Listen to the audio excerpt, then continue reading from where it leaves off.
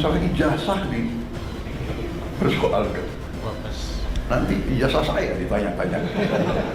Iya kan? Presiden RI Prabowo Subianto menyinggung isu keaslian ijazah Presiden RI ke-7 Joko Widodo Inag dipersoalkan sejumlah pihak.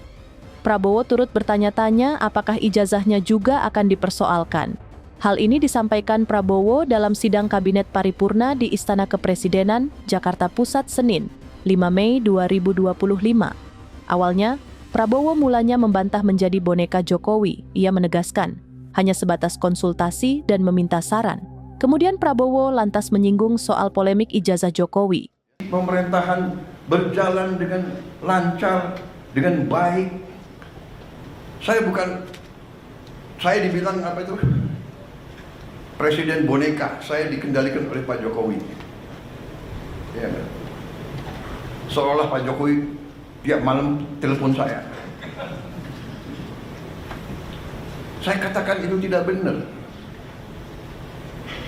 Bahwa kita konsultasi, iya, itu seorang pemimpin yang bijak, yang konsultasi, minta pendapat, minta saran.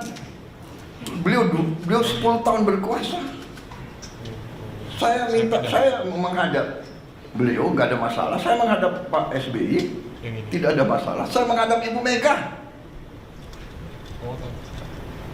tidak ada masalah. Kalau bisa menghadap Gus Dur, nggak bisa. Bisa menghadap Pak Harto, iya kan? Menghadap Bung Karno kalau bilang. Loh, minta pandangan, minta saran. Pak Jokowi berhasil 10 tahun, orang suka tidak suka. Masalah ijazah dipersoalkan. Nanti ijazah saya ditanya-tanya. Iya kan? Ini ada wartawan banyak ya. Bukan, saudara-saudara, ya. Kita ini di mana-mana saya katakan, dunia ini sedang penuh ketidakpastian. Ya. Dunia penuh dengan ketidakpastian. Kita rasakan sekarang. Kita rasakan, kita jujur, kita rasakan. Sekian puluh tahun kita menjadi the good boy. Ya kan? Download Tribun X sekarang, menghadirkan lokal menjadi Indonesia.